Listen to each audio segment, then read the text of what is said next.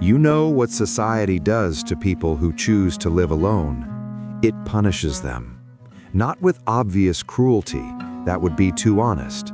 Instead, it punishes them with concern, with questions disguised as care, with systematic withdrawal of acceptance designed to look like help. A man works his job well, meets every deadline, collaborates effectively, but he declines after-work drinks, skips team lunches, passes on weekend trips. Watch what happens. His manager schedules a check-in about his engagement with team culture. HR sends employee assistance program info. Colleagues document him as keeping to himself, framed as concern, not neutral observation. His solitary lunch breaks become evidence of poor culture fit. Or take the person who rarely posts on social media. No vacation photos, no life updates, no performance of their weekend. Friends start texting, "Haven't heard from you, everything okay?" When they say they're fine, just private, the reassurance gets dismissed. Their privacy becomes reframed as crisis. These aren't isolated incidents.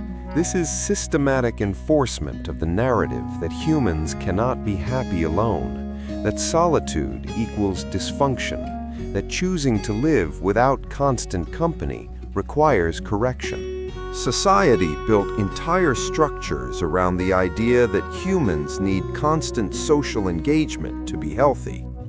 Anyone who contradicts this by being alone and content becomes a problem that needs solving, not because they're suffering, but because their contentment threatens the foundation. The punishment follows a specific pattern. First comes gentle concern. When you insist you're fine, the concern intensifies. Now they're worried you don't know you're not okay. Your assessment of your own happiness gets dismissed as unreliable. Let me tell you what really threatens them. Studies show people who deliberately choose solitude report higher life satisfaction than those alone reluctantly or maintaining exhausting obligations out of fear. But you'll never hear that statistic in concerned conversations because it undermines their entire narrative. What threatens them is that your peaceful solitude reveals the exhaustion of their constant social performance. Every time you decline without anxiety, spend a weekend alone without loneliness, demonstrate contentment in your own company, you proved the social treadmill they're running on is optional, and that's dangerous. This is why they can't let you be. Your existence as someone who lives alone by choice and thrives is a walking contradiction to everything they've been told. It suggests they might be maintaining connections that drain them, attending gatherings that exhaust them, performing availability that costs their peace, not because they have to, but because they're afraid not to. The language of concern becomes a weapon. When they say, "I'm worried about you," what they mean is, "Your choice makes me uncomfortable with my own." When they frame your boundaries as concerning, they're saying, "Your peace reveals my turmoil." The punishment looks like care precisely because that makes it harder to resist. But here's the truth they can't admit. There's specific strength required to live alone by choice in a society that punishes it. It takes clarity to know what you need when everyone insists otherwise. It takes courage to choose peace over performance. It takes profound self-knowledge to be content in your own company when the world insists that's impossible. What they call isolation is actually liberation. What they frame as concerning is actually threatening to them, to their worldview, to the system demanding constant social engagement as proof of mental health.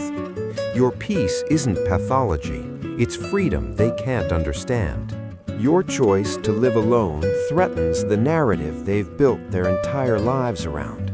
It proves that connection can be chosen rather than compulsory, that solitude can be strength rather than weakness, that peace with yourself is possible without constant external validation. And that revelation terrifies people who've never experienced it. So if you're someone who lives alone by choice, who declines constant invitations, who finds genuine peace in solitude, know this: the punishment will continue. People will keep framing your boundaries as dysfunction, keep suggesting you need intervention, keep treating your contentment as suspicious. The exclusion is real. The questioning is exhausting. But your choice to live alone, your comfort in solitude, your refusal to perform constant availability, that's not pathology, that's freedom. And freedom always threatens systems built on compliance. Stay free. Not because it's easy. The punishment is real and ongoing. Stay free because you've discovered genuine peace with yourself, and no amount of concerned intervention can compete with that truth.